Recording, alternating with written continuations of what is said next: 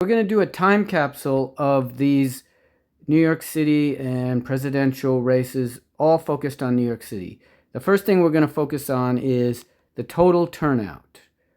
According to documents, there's about 5.1 million voters, registered voters in New York State or New York City. This is all focused on New York City.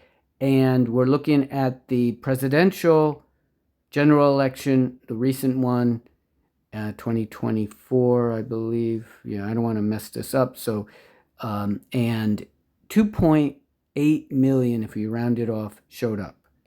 How many show up in this recent primary 2025? Of course, they're Democrats, but it's like 70% registered Democrats here, so it's practically the whole thing. About 1 million people, you see. And what about the previous primary?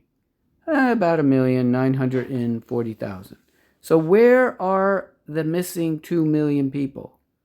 These 2 million people. This is primary, so again, that'd be only Democrats. So let's say the missing 1.5 million people. Where are they? Where are all these people?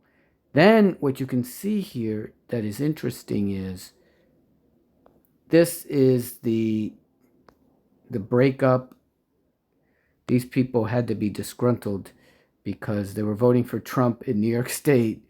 So let me try to move this over without causing any catastrophe. Right. You can see. So let's compare this vote to the primary, right? Because this is what happened recently. The primary, and it's almost the same demographic, except look at Zoran Mandani got lots of Staten Island, which is interesting. Let's just see the votes. He just barely got 50% of the vote there. I wonder what happens when it's not. I guess it's the top vote getter, right? So this is unlike the presidential one. I guess Cuomo is not liked out there either.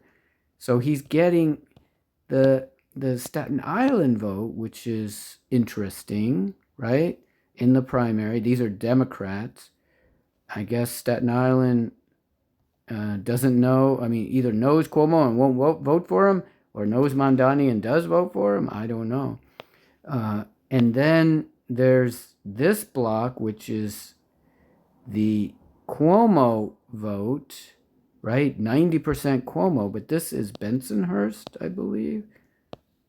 We'd have to zoom in and see. Yeah, it's telling us what it is. Borough Park. Sorry. I always mix up those. They start with B. Yeah, Borough Park voted definitely for Cuomo. And what gets me is, look at this oddity. One vote for Brad Lander. Oops, sorry. Let me try to do this without. Isn't that crazy? There's one person who votes there in the Navy Yard. I don't know how that's possible, but I think that's a bug. How is the Navy Yard connected with this? What is going on here? What? That's hard to believe. So I think that's just a mistake in their data. And you can see Hasidic Williamsburg is voting for Cuomo, but let's see what percentage they're voting for Cuomo. About 88%, right. But here is some of the questions I have. Look at this. Greenpoint. There's a lot of homeowners here, it appears. Oops, sorry, I don't want to do that. I just want this. And they're voting 64% for Mandani. And so, look at this, 70%, And you can just use this map yourself and see what's going on. If you're interested, just put a comment, whatever. And here's the picture. Bronx is voting for Cuomo. It seems like the same people who voted for Trump are voting for Cuomo, but not as consistently. Look at this. Because if you go back to the thing we were showing, look at it. Only the North Shore, is that North? I think it's North Shore, voted for Kamala, and the rest was really Trump. Right? So what happened? What happened to these people? Why would they vote for Mandani and vote for Trump? That seems like two different or maybe they just didn't show up. Because remember, in this election, 3 million people showed up practically, where in this election, about 1 million people showed up. That may be the difference. If we can get 3 million people to show up, which isn't that better for New York, is to have a real vote, so that the vote is not done by 10% of the people. And so it represents 10% of the people. That doesn't seem right. But that's what we're seeing. And now if we go back in history and look at the disaster primary from 2021, I believe, this is what we see. Look at this.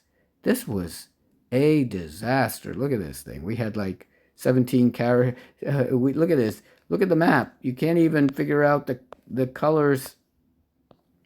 Meaning, do you even understand what's going on here? Like, there's like 4, 5, 6 different colors here. Wow. And so the question is, what's going to happen in this election? And why would people not vote? They can vote early. They can vote.